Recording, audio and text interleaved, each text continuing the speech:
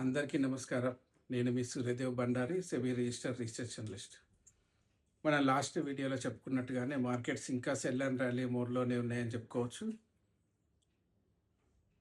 US president నుంచి కొద్దిగా positive news రావడం వల్ల మార్కెట్స్ ఉత్సాహంగా ఓపెన్ అయ్యాయి గ్యాప్ అప్‌లో. నిఫ్టీ విషయానికొస్తే 22,900 స్థాయి పైన ఓపెన్ అయింది. కాకపోతే హయ్యర్ లెవెల్స్‌లో సస్టైన్ అవ్వలేకపోయింది.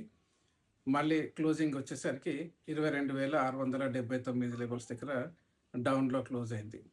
బ్యాంక్ నిఫ్టీ విషయానికొస్తే 52,000 స్థాయి వరకు వెళ్ళినప్పటికీ వెంటనే అక్కడి నుంచి మళ్ళీ అమ్మకాలు ఒత్తిడి రావడం వల్ల 600 పాయింట్లు నష్టపోయి డే హై నుంచి 51,445 లెవెల్స్‌కి దగ్గరలో క్లోజ్ అవ్వడం చూస్తున్నాం. సో, ఓవరాల్‌గా చాలా వరకు సెక్టార్స్ పాజిటివ్‌గానే క్లోజ్ అయ్యాయి. అయినప్పటికీ టెక్నికల్ అవుట్‌లుక్ మాత్రం నెగెటివ్‌గా ఉందనే చెప్పుకోవచ్చు. ఇంకా బేరిష్ ఫేస్ నుంచి మార్కెట్స్ బయటికైతే రాలేదు.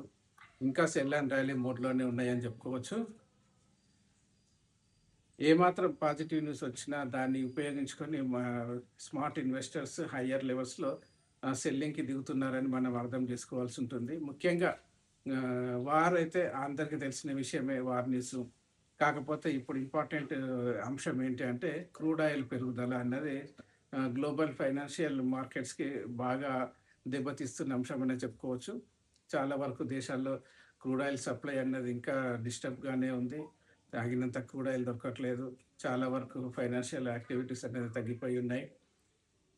ప్రస్తుతానికి ఈ ఈ వీడియో చేసే సమయానికి క్రూడ్ ఆయిల్ బ్రెంట్ $102 దగ్గర ట్రేడ్ అవుతుంది. రాబోయే రోజుల్లో నేను అనుకోవడం $125 బ్రేక్‌ఔట్ చేసే అవకాశాలైతే కనపడుతున్నాయి. అదే గనుక జరిగితే మళ్ళీ ఇన్‌ఫ్లేషన్ పెరగడము, రిసెషన్ రావడం అలాంటివి మనం ఇంతకుముందు చెప్పుకున్న అంశాలన్నీ వన్ బై వన్ అప్లై అయ్యే అవకాశాలైతే ఉన్నాయి. కాబట్టి మార్కెట్స్ అప్పటి వరకు సెల్ అండ్ ర్యాలీ మోడ్‌లోనే ఉండే అవకాశాలైతే ఉన్నాయి. జాగ్రత్తగా ఉండమని చెప్తాను.